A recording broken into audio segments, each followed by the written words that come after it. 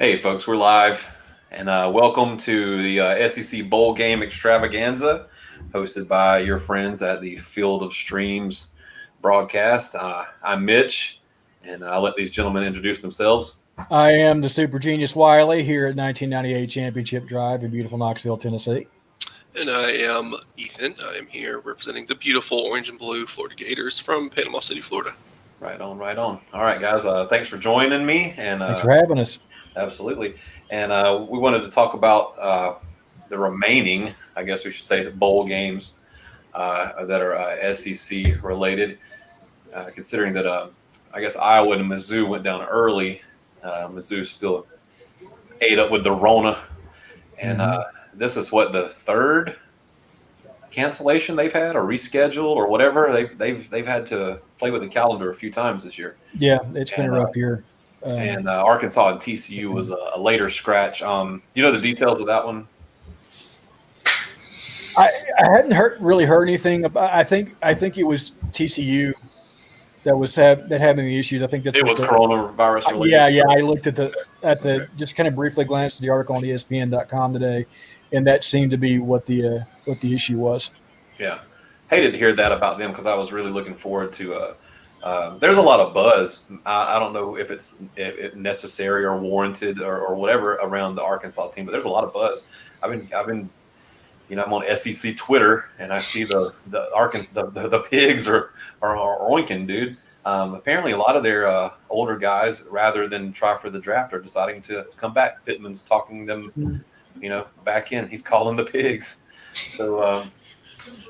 I don't know, man. I honestly think Wade Miss is like, we had a better season than we thought we were going to have. So let's see what happens. They weren't an awful football team, and that's not something you can say about them every year. Most of the games traditionally pretty awful. They were in a lot of the games that they lost. Even in the second half, even though they lost by double digits in a lot of them. Now granted, if it hadn't been for two plays and letting Philly hot dogs run around the backfield, we would have beaten them there. But wasn't one of the game against Auburn or something as well? There was a call. It was Auburn, and it was another one too. The sideways? Was it South Carolina? Was it South Carolina? It was two of their first 3 or 4 games of the season. They ended up getting basically screwed out of a win. Yeah. I agree. I'm looking it up.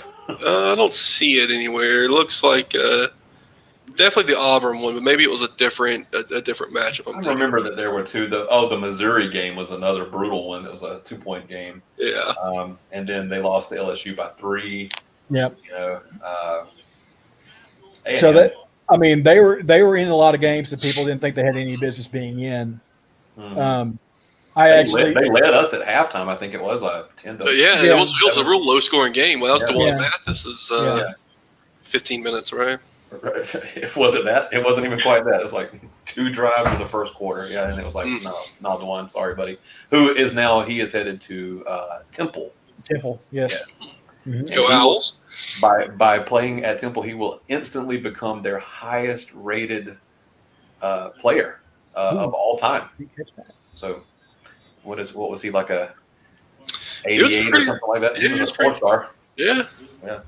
So I wish him all the best. I don't have anything in the world against DeJuan. DeJuan was a good story. And the fact that he managed to get back onto the field, anytime I hear brain cyst and somebody manages to be a starter in the SEC. Right. Well, Jared Garantano is in the transfer portal. He's going to be a grad transfer. Garantano. And Shroud. Yeah. I was kind of sad to see JT go. Honestly, thought if anybody would be Brian Maurer. So you guys are all in on Salter then, right? Well, yeah. He looks like he's the future. We'll just have to see.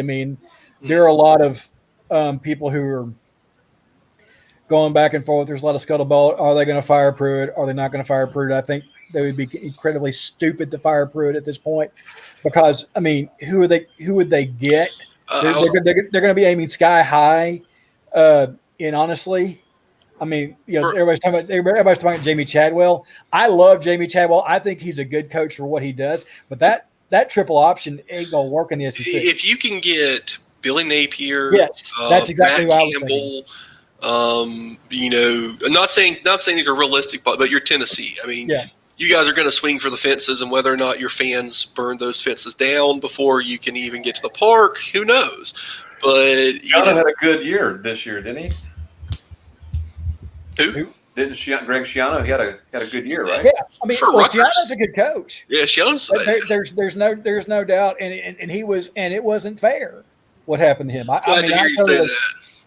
totally agree with the fact. I mean, you're a grad assistant in a machine, and what the are you going to do? I mean, to me, the outrage over Greg Schiano, to me, it was all fake outrage from an outsider's perspective. They didn't, but from what I saw, like you're saying, a grad assistant in something that you could, even if you, regardless of what you could have even possibly have known, nobody's going to listen to you. And so he got put in a real bad spot, and that's a real big ding on his. I mean, his thought process had to be, am I gonna with Joe Paterno? Mm-hmm. What's going to happen to me? I mean, that's my career. I don't think he would have been a good fit at Tennessee. He's very. That is for the same reason he didn't do well in the NFL. But the guy's a dictator, and he's a worse. He's worse than real quick score update, game update. Miami went for it on 4th down with about a minute and a half left in the game, and Oklahoma State held. So we'll see what happens. But back to Schiano, he's a Tom Coughlin style, maybe a little worse dictator. I mean, the play. I don't know if you remember it. I don't mean to interrupt you there, but with Schiano in the NFL, there was the time to where I think he was actually playing against the Giants, to where they were kneeling the ball down in the 4th quarter to kill the clock, and he told his defensive lineman to burst through and try and take him out. Yeah. Dude, that's why you only lasted 2 years in the NFL. Yeah. Spurrier lasted 2 years because he wasn't a good NFL coach. Saban, same thing.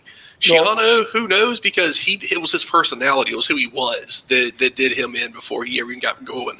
And whenever I think about that stuff, I always go back to the old Jerry Glanville quote. It's a very famous soundbite where he was talking to a ref. He goes, "Let me tell you something. The NFL stands for not for long when you keep pulling that shit." Not for long. I mean, that's paraphrasing, but I mean that's a great quote. So, what else?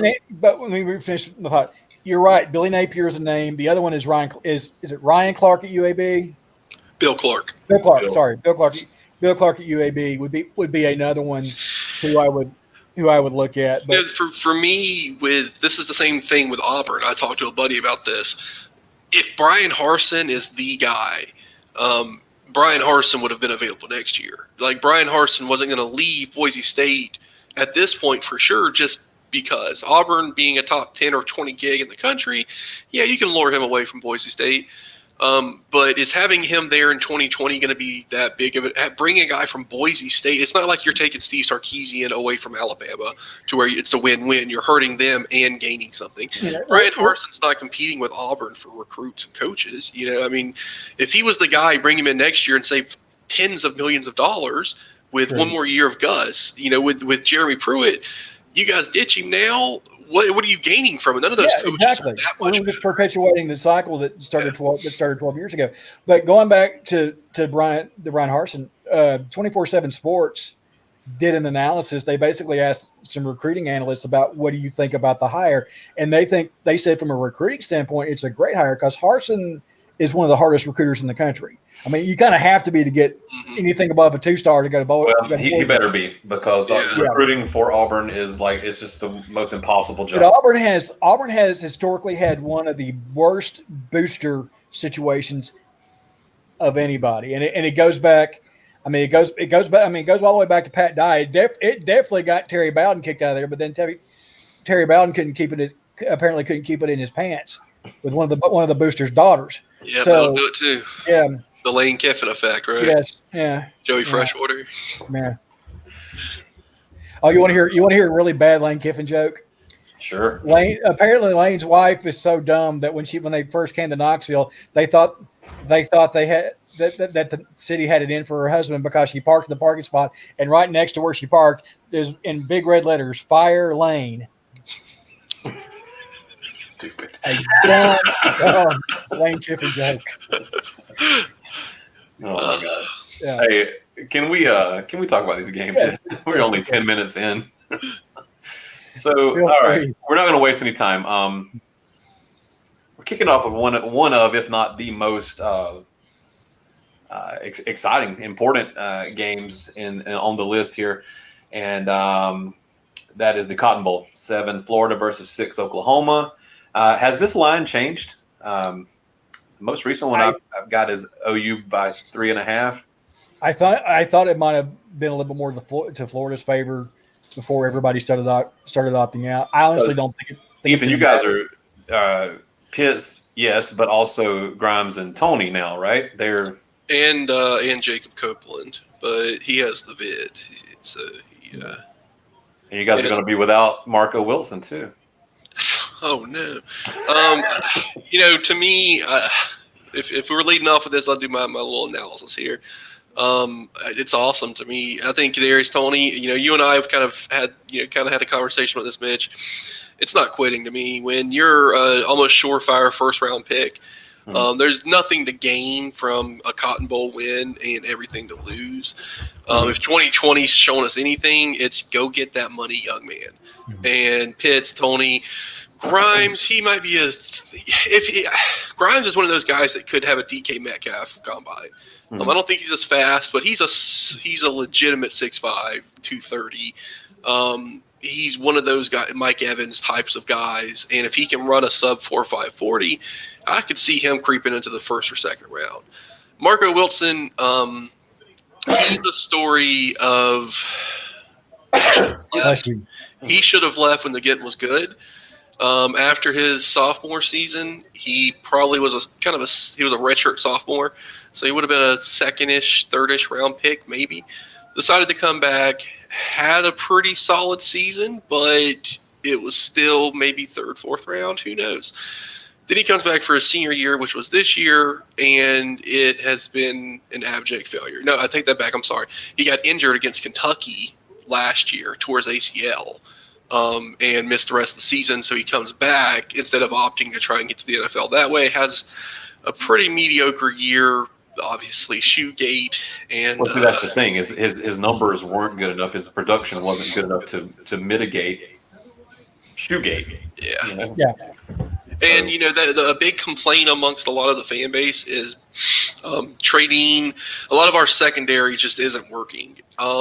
If they're so obviously not working, why aren't we throwing the freshmen in? Screw it. Like, so you see this Cotton Bowl as an opportunity for, let's see what the underbrush looks like. And yes, and as far as receiving talent goes, next year, to me, Pitts is impossible to replace because he's that good. He's that guy. Kadarius Toney, he's a pretty electric player. The thing with him, man, is he's like a 5'11", like 195. Impossible to tackle. I don't know if you guys ever played in high school or college or whatever, but there's some dudes that just are 5'8", 170, and you remember Georgia's guy Isaiah McKenzie a few years ago. Yeah. Same kind of deal. The guy was like you could barely see him. But I don't know if y'all were watching Monday Night Football last night, but Stephon Diggs had, he's not a very big guy, and he had a little slant route on an RPO. Beats the corner on the inside. The safety comes over late and tries to pop him and make him drop the ball, and then he just bounces off of him, catches his balance, and walks into the end zone. It's like you don't have to run people over, but guys like KT and Stephon Diggs, you don't bring them down with one time. Travis Henry looks like that for Tennessee. Travis was a maybe 5'9", weighed 225, 230, and it's just impossible to bring down. He had one of the great scouting reports I've ever read going into that year's draft, into the 2000 draft. The scout said trying to tackle Travis Henry was trying to tackle a bowling ball rolling down hill full speed with sword sticking out of it.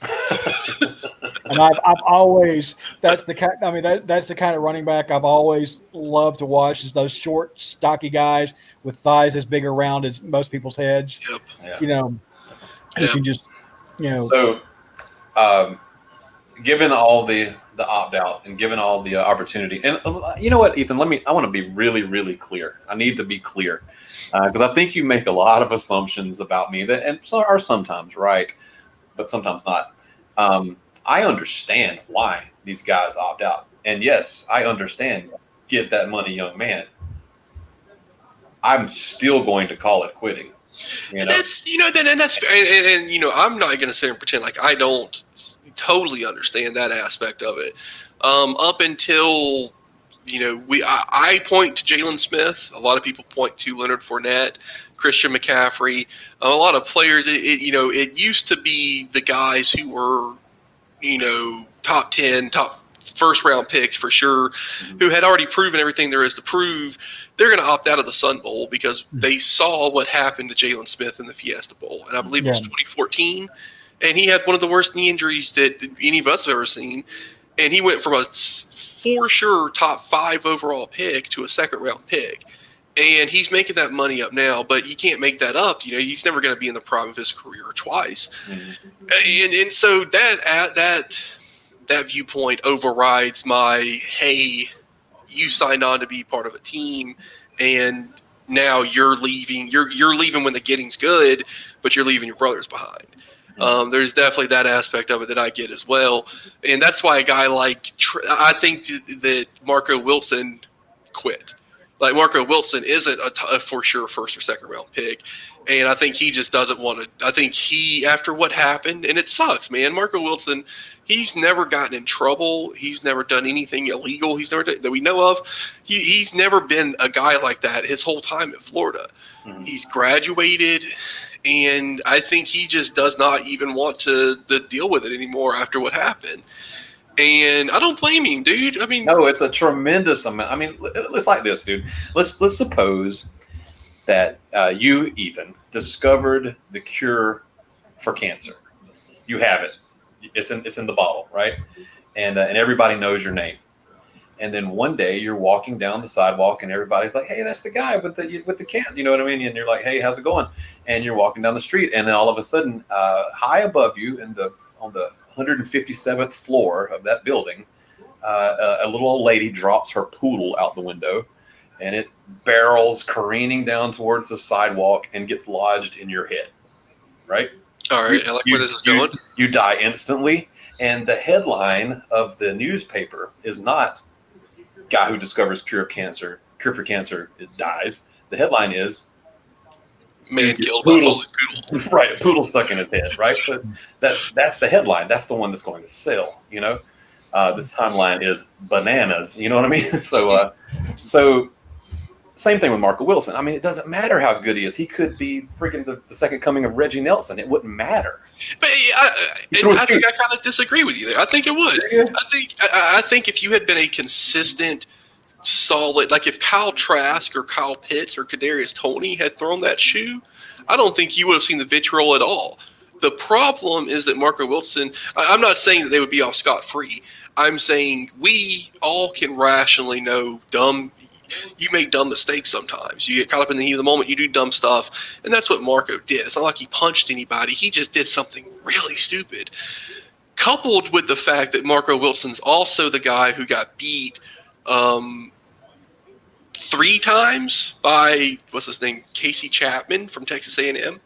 Got beat repeatedly all game against Texas A&M.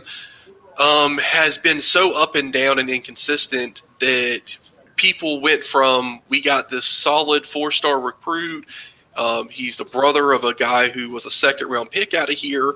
He's a hard worker. He has good bloodlines. He comes from American heritage. Let's get and he comes in and does well and progressively gets more and more inconsistent, which is something that Vernon Hargraves did. Vernon Hargraves was a consensus first All-American, first-team All-American as a sophomore, comes back as a junior and is mediocre at best, and then leaves for the NFL. There's a trend of some DBs from DBU doing that to where they have good sophomore or junior seasons or freshman seasons, come back and kind of coast through it, and then still go to the first round because they have the measurables and they have an entire year of dominant play. It's kind of like Stingley. If Stingley comes back next year and plays like a lot Eli Ricks did this year, he's going to be a top 5 pick. But if he plays like Derek Stingley did this year, he'll be a first rounder, but he's not going to be the next Jalen Ramsey, and I think that's where Marco is. And then to end it all that way, it's like if Roman Polanski caught on fire. You'd be like, damn, he made some good movies, but we should have seen this coming. I mean, he kind of had this coming, right? Oklahoma State just iced it, 37-34, game over.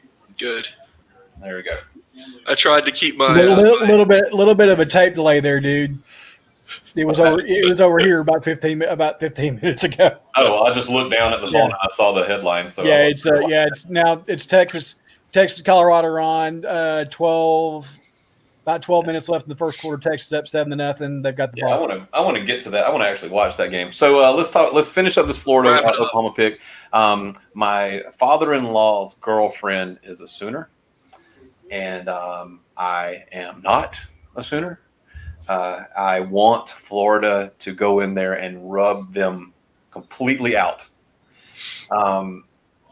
This game has the stylings of one of those instant classic type games. It looks like it could be that. I'm so glad that it's going to be Trask versus Rattler. I want to see that matchup. Mm-hmm. I just wonder if Florida has enough bullets in the chamber left. And I'll leave that up to you. I'm picking Florida. What is the line? 3.5. Oklahoma's getting 3 to 3.5. Yeah. Which is laughable to me. I don't think either one of these teams can win by just 3. I think either one of these teams can only win by 14, in my opinion. That's essentially a pick 'em line. It's a sucker bet. So I made the comment earlier that I see this game being, like I said, one of those instant classic, like a nip tuck type game. Comes down like this Oklahoma State Miami game did, or I see Florida just walking off and leaving them.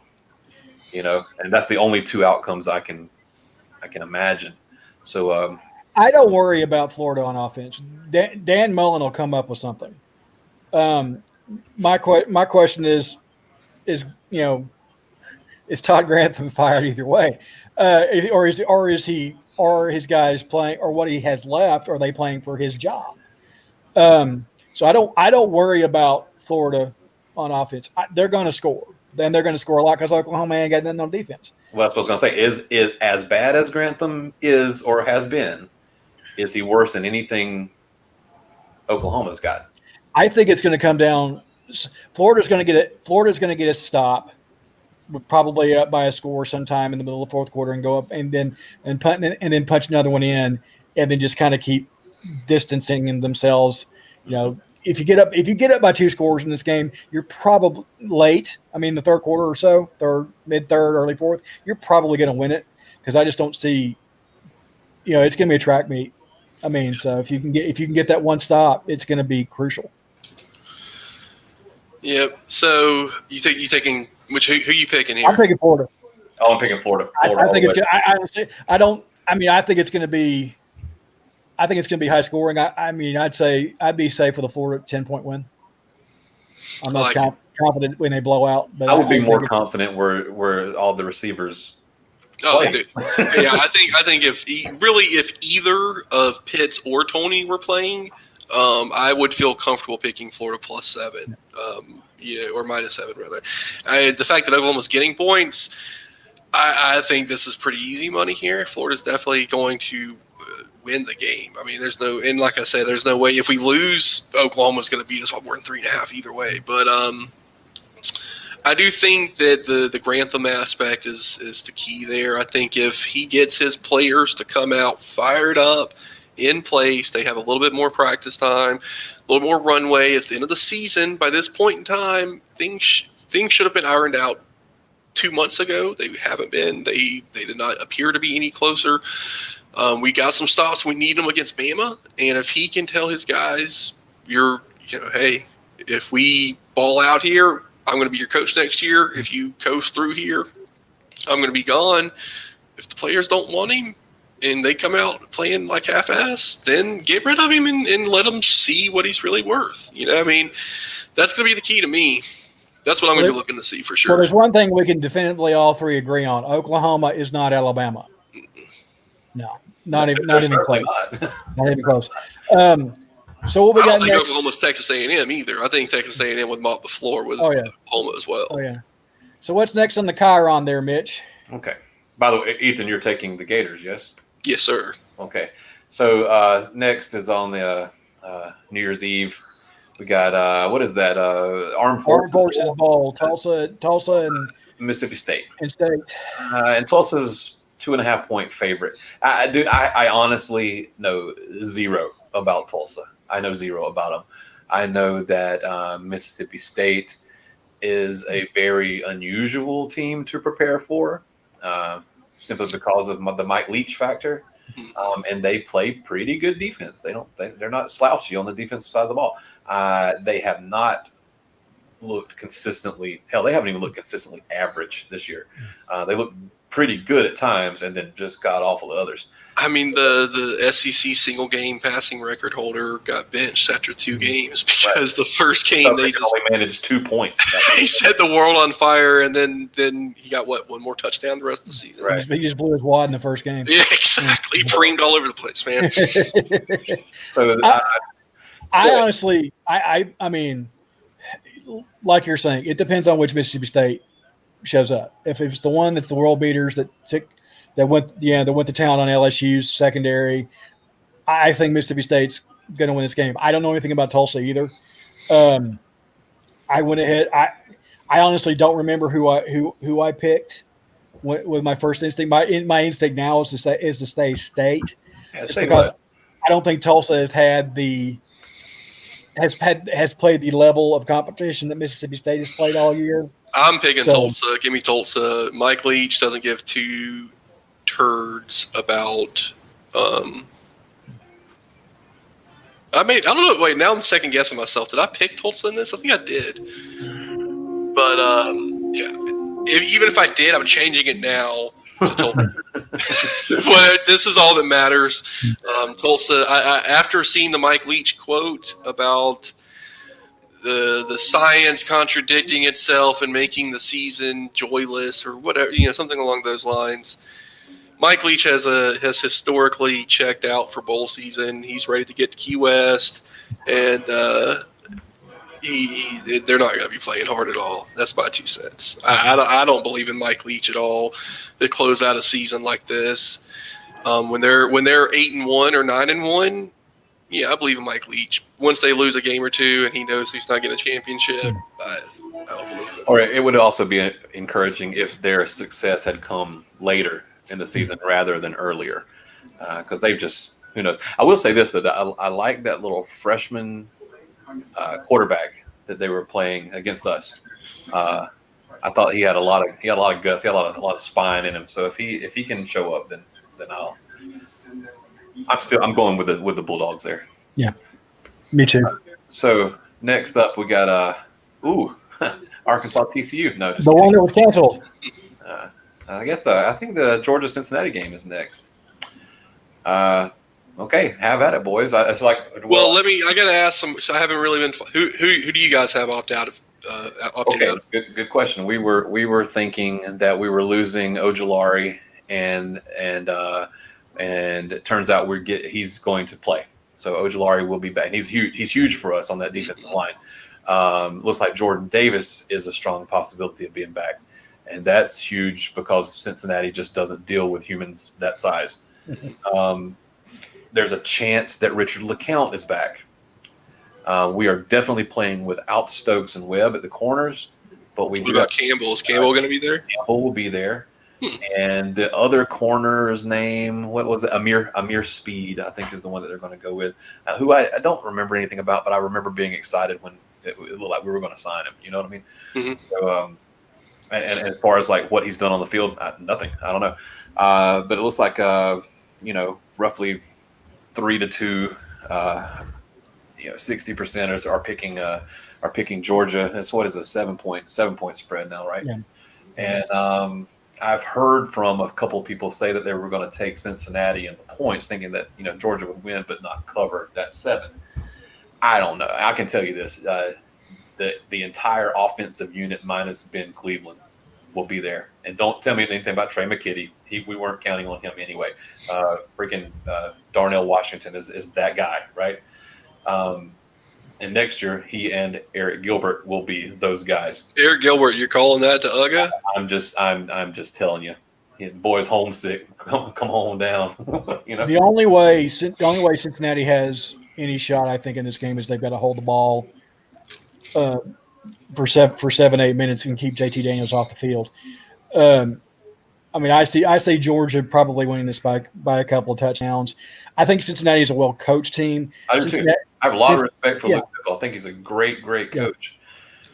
They haven't had any Cincinnati has not had a superstar on the football field since Travis Kelce, and he's one of the few players that Butch Jones didn't manage to pick up in college. Just completely destroy. Alvin Kamara wasn't around long enough for him to be totally damaged. He got touched by Saban, so he was immune to it. Yeah, but I think that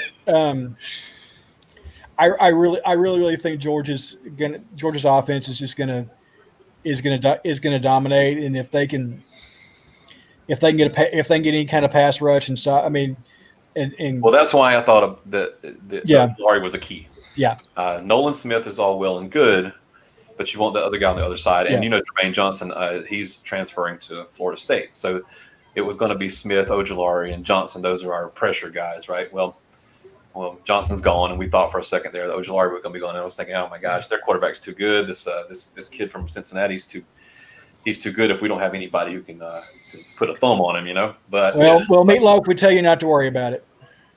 What's that? I said Meatloaf would tell you not to worry about it. Oh, because 2 out of 3 ain't bad. Well, I guess we'll take that.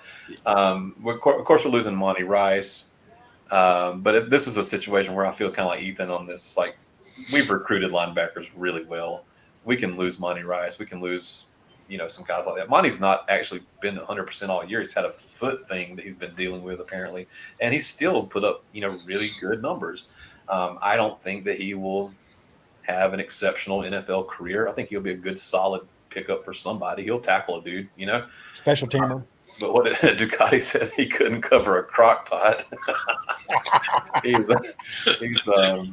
not a pass coverage linebacker. He's a guy that tackles other dudes who are running at him. That's what he does. David Reese and Jared Davis were 2 guys like that for us in recent memory. Yeah, Jalen Reese-Maben was like that for us in Tennessee. Which is weird because wasn't he a converted safety? Yeah, he ended up, and he's with Detroit, and he's had a really good year playing special teams.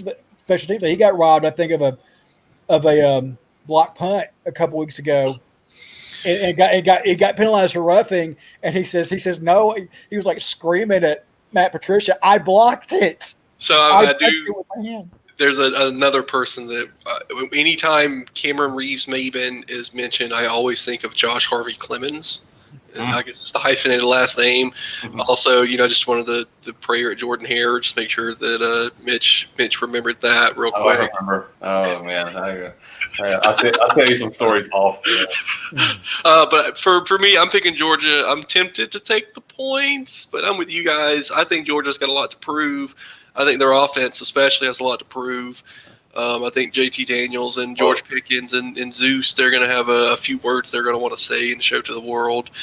And I think there's also that SEC thing that they're going to have going for them. They're playing in Atlanta. They're going to be fired up and ready to go. It's a home game. Yeah. And Cincinnati, they're ranked above them. They've gotten all this love because of they've won, they're undefeated. They've won all their games.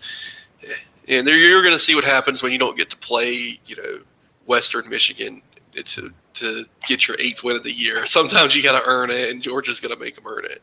All right, glad to hear it. So after that, a little bit downhill, boys.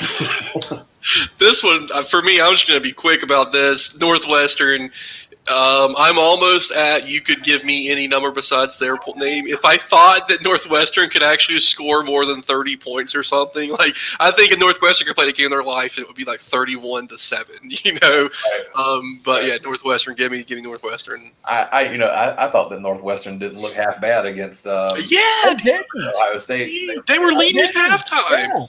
Yeah. Their defense is good. Pat Fitzgerald is a hell of a defensive coach. That catch, the interception right before halftime, I'm not sure if y'all have seen it yet, but if you haven't, look it up. One of the most amazing interceptions you'll ever see. I mean, it just almost Odell Beckham Jr.-esque, one-handed fingertips, just over the shoulder. Yeah. So having said that, I think that Northwestern has all this polish, all this coaching. They're a very crisp team. Not overly flashy in any way, but they're solid. They're fundamentally sound. All the things you want to say about Chuck Knobloch, you can say about Northwestern, and none of those things can you say about Auburn. Boy, I tell you what, Tank Bigsby sure does look good. Yep. Full stop. Auburn's in a mess, man. The coaching turmoil, and they've done it to themselves. Yeah. The constant, never-ending is this the year Gus Malzahn gets fired. Clay Helton's dealt with it, and then it gets Tom Herman's dealt with it. It's that they set their own chairs on fire, and then wonder why people are talking about their coaches being on the hot seat. What is that Cold Mountain line? It's like you boys make the weather, and then you stand out in it and say, "Well, shit, it's raining." Exactly. No, I mean, go ahead, Mitch. I was just going to say Auburn's trash. That's it. I would go further than that. I would say Auburn's a dumpster fire.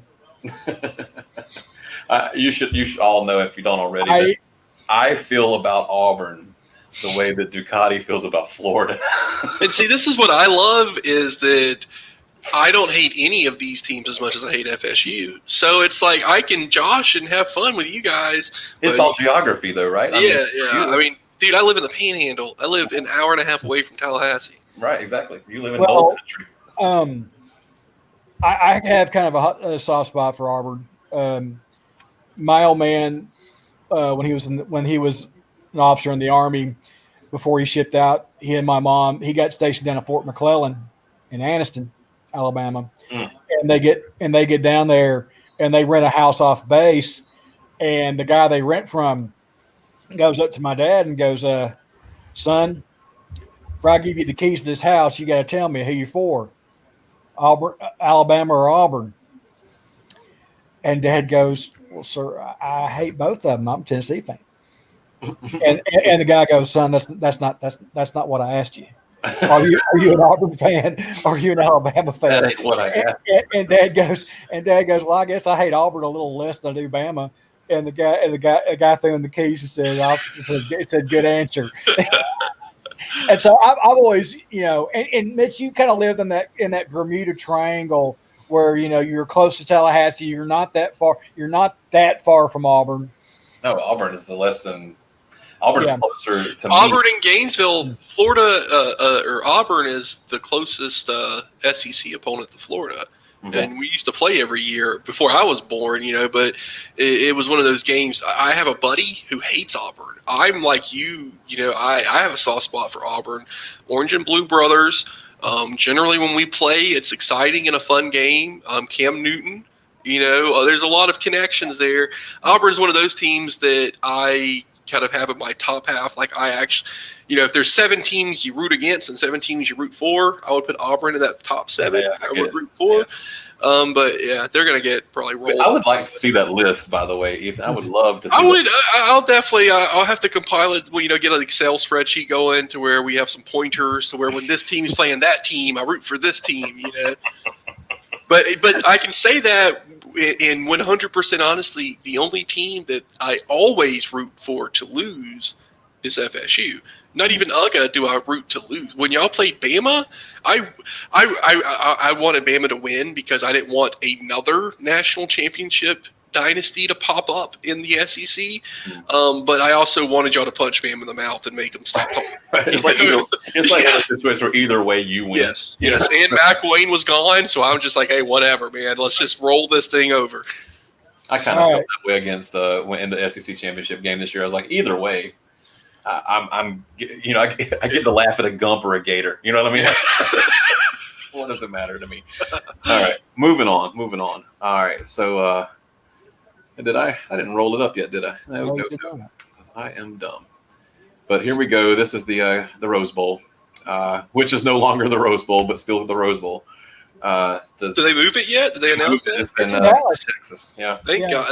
I'm so glad they did that. Yeah, I still think they should have played it in Durham, but Well, as you can see here, I can tell you who that person picked Notre Dame to cover. Is 19.5 points is a lot, Ethan. That's me. That'd be me. And is it literally 16-1? Actually, I think it might be like 15-2. Yeah, that's what it looks like. I'm not doing the math, but honestly, I hope they both annihilate each other, but I do not see. Ian Book is going to be lucky to get out of this game and not end up on life support. Well, that's too harsh. Man, I'll take crutches. Crutches is better. Yeah. The only team that, in my mind, whose offensive line record, track history, they can hold a candle to Alabama in the past decade is Notre Dame. Georgia, particular version of Notre Dame. Do you mean Brian Kelly's? No, I mean this year. And I say that because Quentin Nelson, Ronnie Stanley, look at the studs who have played together and come through Notre Dame in the past 5 to 10 years. And they're a factory, man, in the offensive line. And this year's no different, man. They got 2 first-round tackles on that team. I would say that this year is slightly different in that everybody on that starting 5 has at least 30 starts. Mm-hmm. And they are just very experienced. For a team that breeds offensive linemen, this is a breed a cut above. Mm-hmm. Yeah, I agree. Yeah. Their offensive line truly is good this year. But also know that those guys who've started on that offensive line for 4 years now have toted 2 fat L's to Georgia in their careers, right? So those were hell of a games, though, man. They were good games. They were good games. But what I'm saying is they've cut their teeth on some pretty hard ass defenses. Mm-hmm. They're not going to be intimidated by Alabama's defense. No.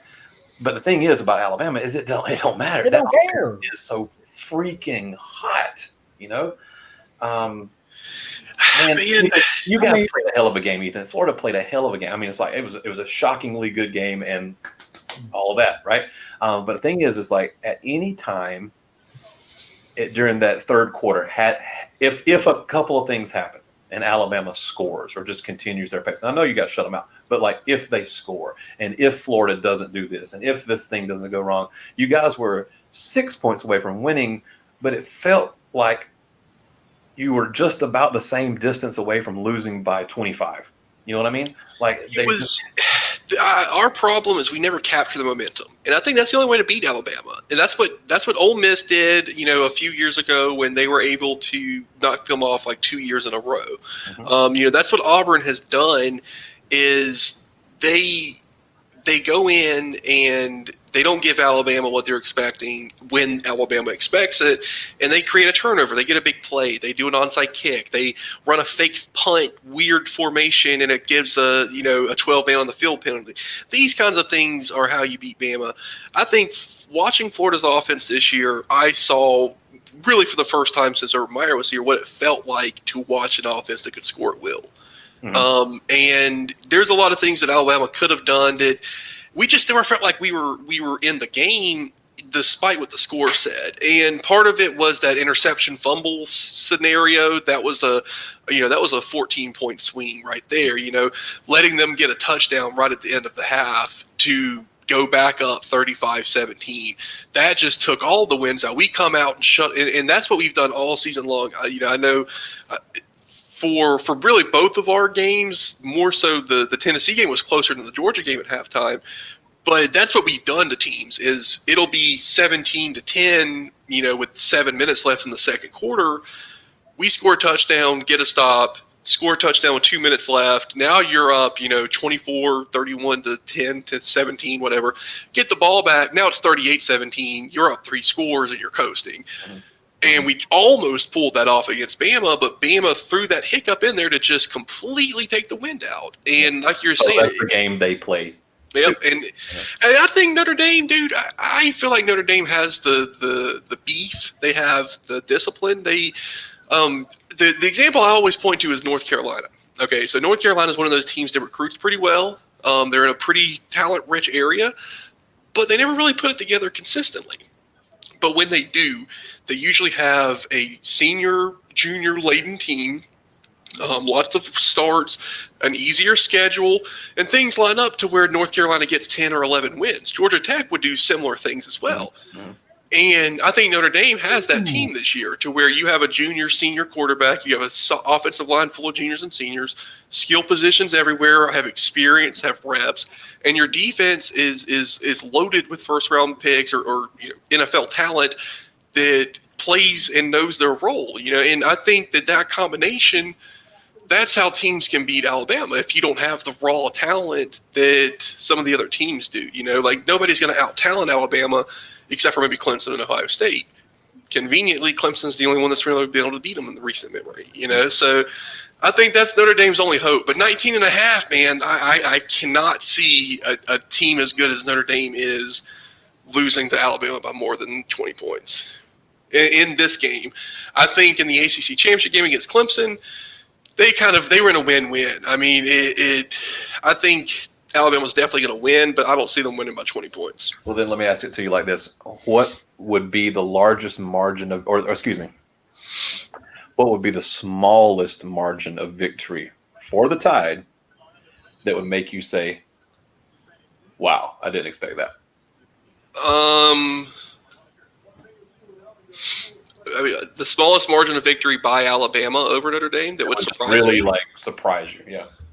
I mean, honestly, 21 and up. I had 3 touchdowns. I feel like that's almost a mythical, magical number in football. When you're out 3 scores, you got the clock on your side, you got the momentum, you have the points obviously in your advantage, and the entire course of the game changes when you're up that much. I think that Notre Dame's saving grace can be what they did to Clemson, to where they forced them into turnovers, to where, you look at, I was watching an NFL game a couple of weeks ago, and Quan Alexander, I think he's playing for the Saints now, but they were tackling the running back, and he comes in and just perfection, full fist on the ball, punches it out. The running back had it up high and tight, and he just hit it perfectly. These guys can do that stuff, man. I mean, this isn't Cincinnati or Coastal Carolina to where Alabama is going to outmuscle them.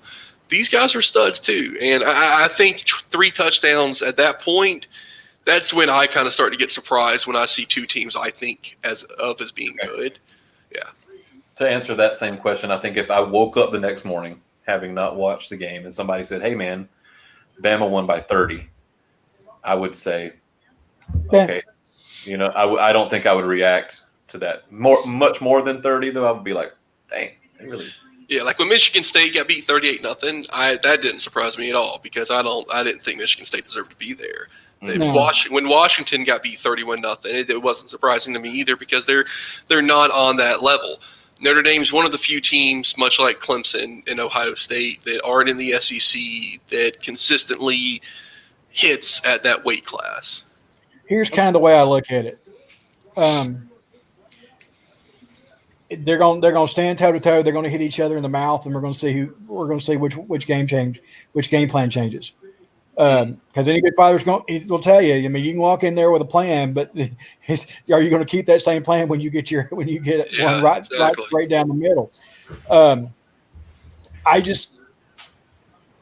Brian Kelly has not shown me that he has the ability to get the team over the hump. Now, granted, you got it. I mean, well, yeah, he's got, well, you got to give him a chance. Well, I just don't. I don't feel it. I Brian don't. Kelly's been around long enough that Yeah. he's gotten. It's going to take a spectacular performance for him to get his team over the hump. I've never seen a coach be around that long to really kind of ask the question, what is his signature victory? Because I don't consider that Clemson game a signature victory because no Trevor Lawrence. And do I think Trevor Lawrence makes that much of a difference for Clemson? You're damn right I do. It's either the win against a team missing their best player and multiple starters, or an absolute embarrassment in the national championship by Bama. I mean, those are your two crowning achievements as Notre Dame head coach. Yep. But I do think that Brian Kelly has earned his spot in the top 5 or 10 coaches in the country.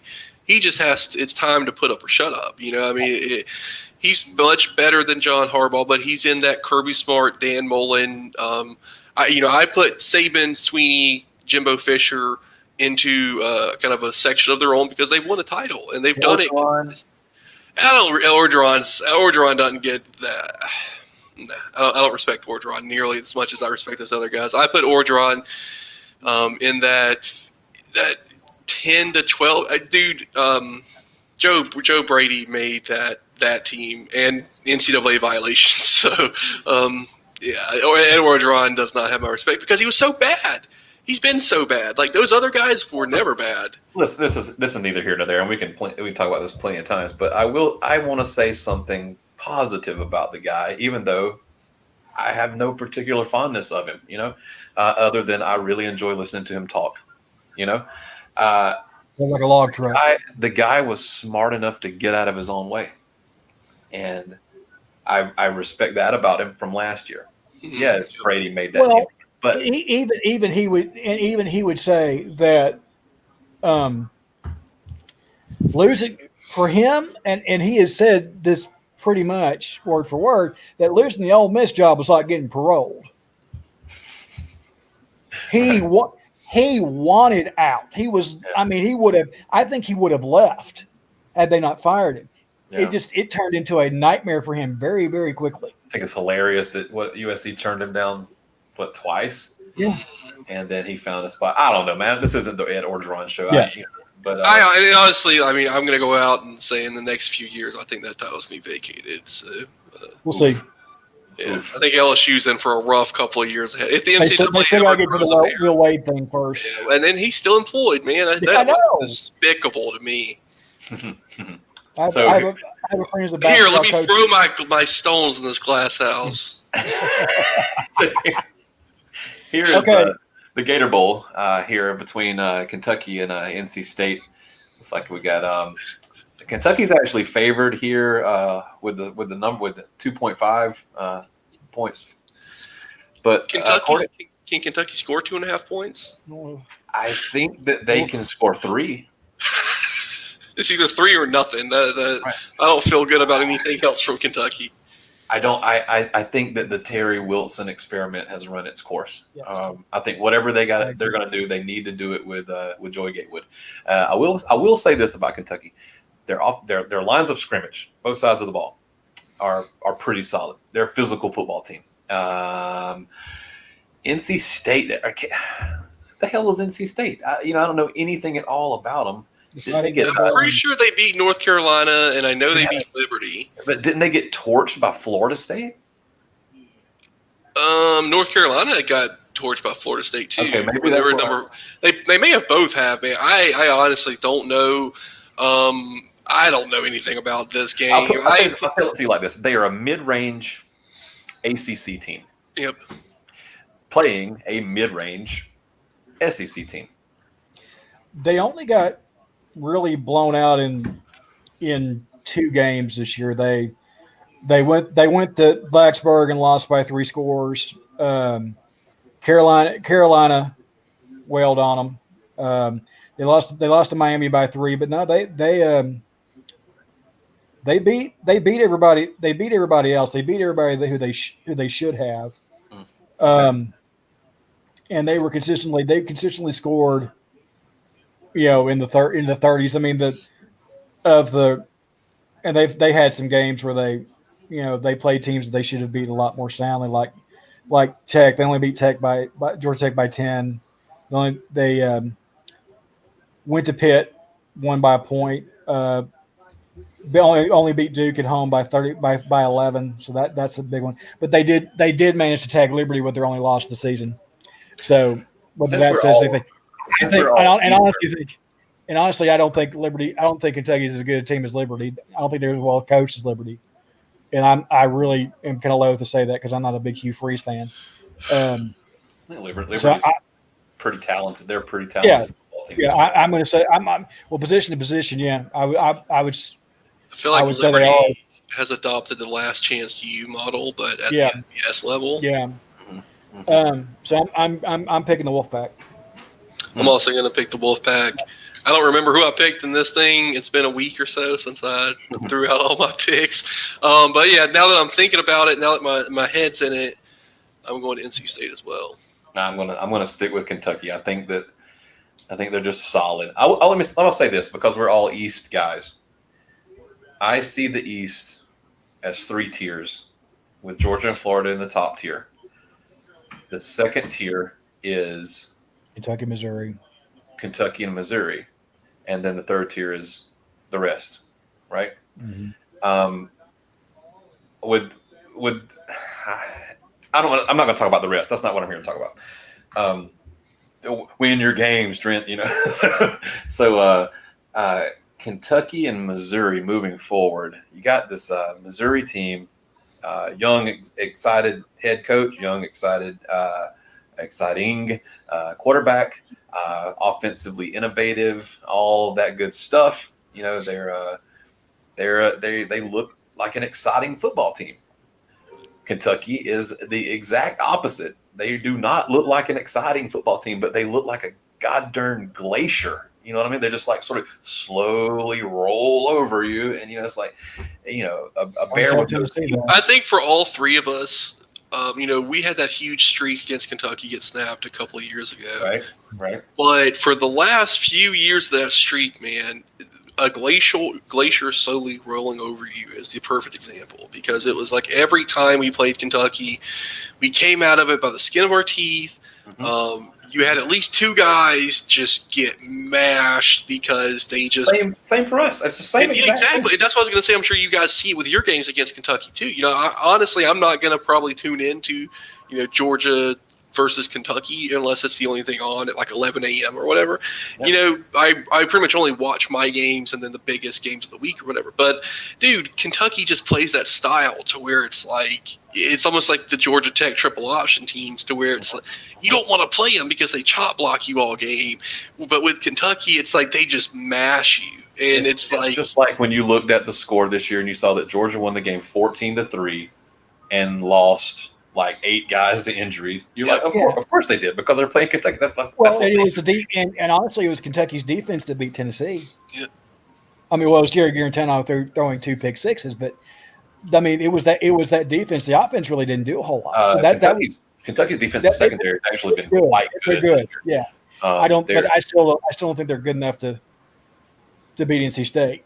We'll just have to see. We'll see what they do. I don't know. I'm going to go ride with Kentucky on this one. The fact that Kentucky's had to start a running back or wide receiver or quarterback at least one game for the past 2 or 3 seasons lets you know that they've got some question marks still. But they interesting do. program. But the fact of the matter is Terry Wilson is a running back or a wide receiver. He's not a quarterback. So never forget Sawyer Smith, man. Sawyer Smith threw for about 350 yards against us. Then he hurts his knee in like the 4th quarter, and then Terry Wilson has to come back in. Jeez. The Troy State transfer. Jeez. Yep. Up next is the Outback Bowl. This is a January 2nd game. Indiana and Ole Miss. And what is it? What is this here? Minus 8.5? 6.5. Is that 6 or 8.5? 6. Clean your glasses. It's a 6. No, I think that this line has changed. One says 8.5. One says 6.5. This line has changed. Okay, I'm looking. Yeah. So the one that I typed off of ESPN tonight is most current, and that's got Indiana listed as a 8.5 point favorite. But earlier it was 6.5. Dudes, listen. Penix is out for the year, right? Like, he's done. I tell you what, those those wide receivers, particularly Flyfogle, the kid from Indiana, right, have been the most exciting football players that I've seen this year. If they have somebody who can get those guys the ball, Indiana is a very exciting team to watch. Guess who else is exciting to watch? Ole Miss. Ole Miss is like it's like if you had 10 points to spread out all over to balance your team. Then Lane Kiffin said, well, we want all 10 on offense. Nothing on defense. It's like he designed a character in Fallout, and instead of spacing them out, he just put it all into wit. And honestly, if Indiana has any kind of running game against Ohio State, we're not having this conversation. That's true. Because Indiana wins that game. Yeah, that's true. I really believe that, regardless of the Penix pick six late in the game. I really, really, really like Ole Miss to cover this 8.5. 6.5, not as much, but 8.5. I feel real good about my Ole Miss pick. I think Ole Miss wins outright. I'm going to take. I kind of agree with Mitch. This should be a kind of a mulligan, because when we picked that, the 6.5 was the line. Yeah, it is, and that's going to stand. That's going to stand because that's what it was. Yeah, but that line has moved. Some of the games haven't moved. I'm thinking Indiana by a touchdown. I think this is going to be another track meet. So you like Indiana? I don't. There are a few teams I would want to meet in a track meet as little as Ole Miss. Yeah, for sure. Matt Corral, man, he was almost a Gator. Yeah, but I mean, Ohio State would say the same thing about Indiana. I mean, granted, Penix was played that game, but Indiana managed to finish out the season in pretty good shape. So, we'll see what we see. So I'm taking with the 6.5. I still think I'm going to take Ole Miss to cover with the 6.5, but I feel a heck of a lot better with the 8.5. That's all I'm saying. So you guys like Indiana? I want Ole Miss. I think we take Ole Miss. All right, I'm taking Indiana. Okay. All right. Sounds good. All right. Last one. Here we go. Oh, one quick note about that. Indiana, and something you got to think about.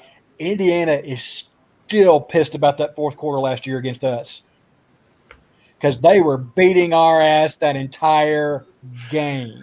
So you got to understand they're going to come out fired up. Okay, on A&M and Carolina. A&M's line has moved slightly. So originally the Aggies were a 7-point favorite, and now they're a 7.5 point. And I think that's not surprising considering what our chart looks like here. It's like Pac-Man.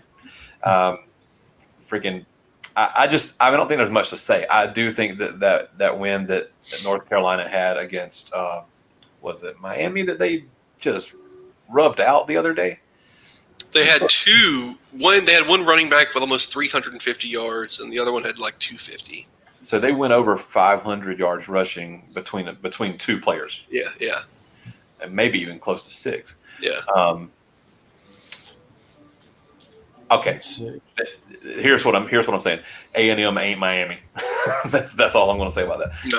I like A&M in this game. I don't think that there's. I mean, Mac Brown is a fine coach or whatever, but it's not like he's coaching against air. You know what I mean? He's coaching Jimbo Fisher. They've got. I mean, they're kind of schizo, to be honest with you. Mm-hmm.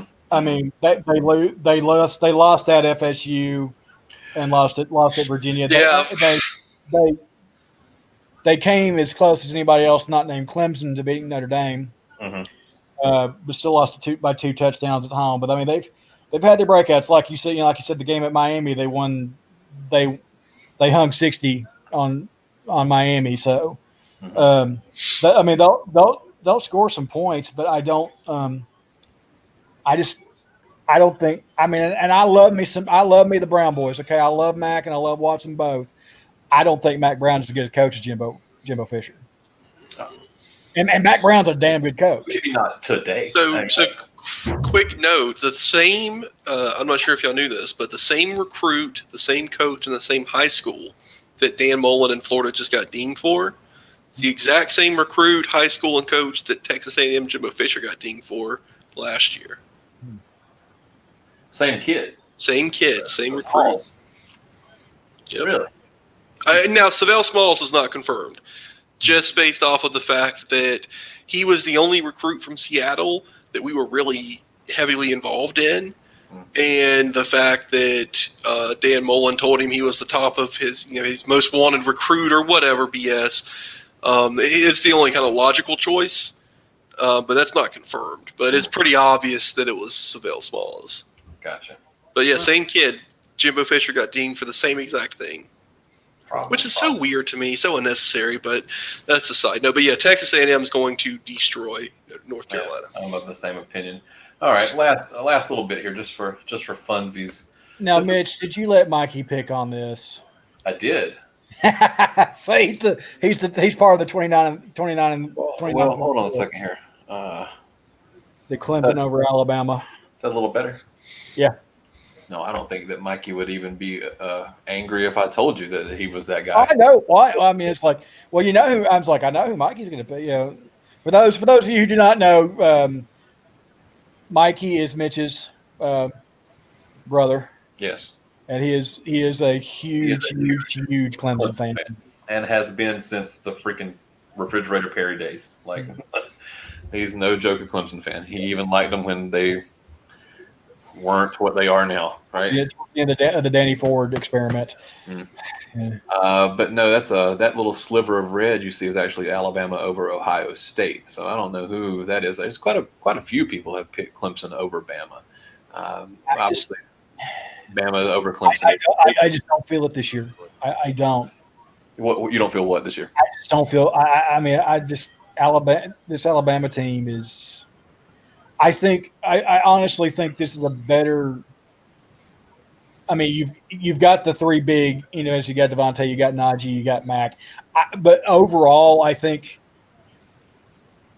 the offensive line for Alabama is a great microcosm of what this entire team has become. I think they're a lot more. I think they're really gelled as a team, as opposed to one, two, or three individuals that are game changers. Now, those two or three guys are game changers.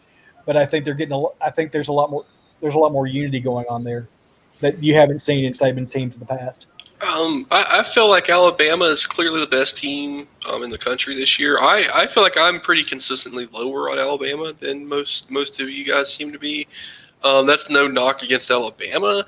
It's more of, I feel like this year is just so chaotic and weird that a team that consistently dominates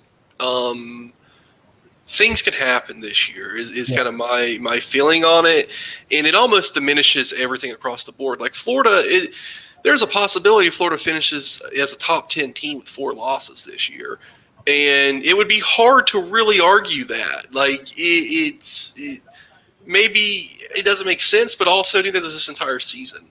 And out of any time, I think Ohio State playing 6 games. Dude, those dudes, they started halfway through the season. They played half of a season. They had 4 or 5 bye weeks, and they're going to play against teams that have played 10, 11, 12 games. You don't think that Alabama wishes that they only played 6 or 7 games and Landon Dickerson was still around, or Jalen Waddle? I know that Dan Mullen made that argument. It's unfortunate, and everybody has to deal with it, so it's almost a moot point. But at the same time, when you boil it down to 4 teams, it's hard to ignore those points anymore. Like if all 4 teams had to deal with everything equally, it would be a moot point, but they didn't, and it could very well benefit Ohio State pretty drastically. This is bordering on a conversation that I wanted to have about the opting out, quitting thing, and I know we didn't do Clemson and Ohio State yet, but we can talk about that in a second. Shoot, what was I just saying? The opting out thing. I know what it is. The playoff structure, the postseason structure. If it has to change so that when a team loses its second game, your season's over. You know what I mean? Like, you're just done. So if you come out of the gate and you lose your first 2 games, Penn State, you know what I mean? Like, you're just done. Like, I agree. I would love to have a 30-minute to an hour show where we could kind of chit chat about this, because I feel like I have a lot of things I feel about it. I don't entirely agree with that point, but it's also, I feel like it's a double-edged sword with that, to where the system was put in place to solve the problem of going. The key to winning a national championship is to go 12-0. So you schedule a bunch of BS teams, so you're basically guaranteed to win. You play your conference games. The BCS determines your fate. The playoffs are put in place so that people can decide, but it's turned into, okay, the top dogs schedule each other now in the regular season. That's a huge benefit for the sport. Mm-hmm. The downfall is that, like you were saying, if you lose 2 games, what if you start your season out, say, take Notre Dame as an example. You play USC and Georgia. So you start off 0-2. Well, what if Georgia and USC turn out to be 2 of the top 5 teams in the country? Does that mean that you're? I mean, you're not, right? Well, it's fair, right. but what happens to those 2 teams? What happens when Georgia loses 1 game and USC gets to play, Utah in the Pac-12 championship? You lose to Bama, they beat Utah and are undefeated. Mm-hmm. Are you better? I don't think 4 is enough. I don't think the situation in place is sufficient. And there's a lot of things that I think they could do to improve it that would. We've been at this an hour, so I don't want to get started on another tangent. Yeah, let's save it, because that's enough. Yeah. There's other people who have opinions about this. Yeah. And I'm sure that our opinions aren't all going to match. I got some things. I know Ducati wants to talk about it. Probably young Brandon does as well. Oh, sure. Yeah. But I know Brandon's got some pretty strong feelings about it. But you do bring up a good point, Ethan. We have been at this for a good long time, and I can hear the footsteps rustling up above me. So I should probably go investigate. Yeah. But I will say this. We didn't talk about Clemson and Ohio State simply because it's not an SEC game, but it is a game of import. So Clemson wins. Clemson wins. Yeah. Okay. Sorry, Justin Fields. Oh, hate to see it happen to such a high character kid. All right, real quick. We may air something between now and then, may not. Heisman pick. Who do I want it to be, or who do I think it's going to be? Could be both. I think you got good arguments for everybody except Trevor Lawrence. Oh, for sure, dude. If Trevor Lawrence gets more votes than Kyle Trask, I'm honestly okay losing. Not okay. I think Kyle Trask deserves it. And the fact that there's 3 Bama guys as finalists shows you just how much of the burden Kyle Trask carried and what he actually meant to his team. Sure. But I wouldn't be sad to see Najee, Mac Jones, Devontae get it over him. Trevor Lawrence does. I am flying to New York and I am yelling at people loudly. I honestly like Devontae Smith. That he's my heart pick. I don't think he's going to get it. I think one of the other 2 guys will get it. I think this is going to be a very, very close vote. I mean, you could see I'll use an Oscar's analogy, a Daniel Day-Lewis in 1990 winning Best Actor over Morgan Freeman and Tom Cruise type deal. And you could see Najee kind of sneaking in there, maybe. I'm already he's 5th. He bubbled out right there. Oh yeah, I thought he was okay. Never mind. But I'm going to go Devontae. It's unfortunate. I mean, I feel like any other season, Kyle Trask would be just such the obvious choice. With the possible exception of last year. Yeah. And pretty much we've had 2 of the best SEC quarterback seasons of all time in the back-to-back seasons. I feel like by the 10th game, Joe Burrow had already solidified himself as the clear Heisman pick. Kyle Trask played 10 games and put up very similar stats to those. And it's just kind of an afterthought that Mac Jones is going to win it. I don't know. That's my thing, man. I'm sorry, I don't mean to interrupt, but Mac Jones has an argument. Kyle Trask they all have conversations to be had. The whole, they're going to dilute each other's votes, splitting the votes amongst the Alabama players. How that goes. I mean, well, and here's another thing to look at. I mean, the momentum is swinging towards Devontae. He just became today, I believe, the first wide receiver to ever win AP Player of the Year.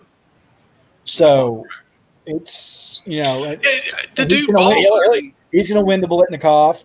He might win the Walter Camp. Mhm. I would. Kyle Trask is probably going to win the Davey O'Brien. Yeah, the Davey Yeah, O'Brien. Yeah. So Yeah. we'll just have to see what happens. I don't know, man. To me, the Cal Trask was second team All SEC, was a first team All American for CBS, second team for AP. It's pretty clearly Kyle Trask and Mac Jones had the two best quarterback seasons this season. Oh, yeah. Trevor Lawrence and Justin Fields are probably the two best quarterbacks. But Mac Jones' supporting cast, the defense, the team, the running game, Najee Harris has 30 touchdowns this season, and Damian Pierce has 450 yards and 4 touchdowns.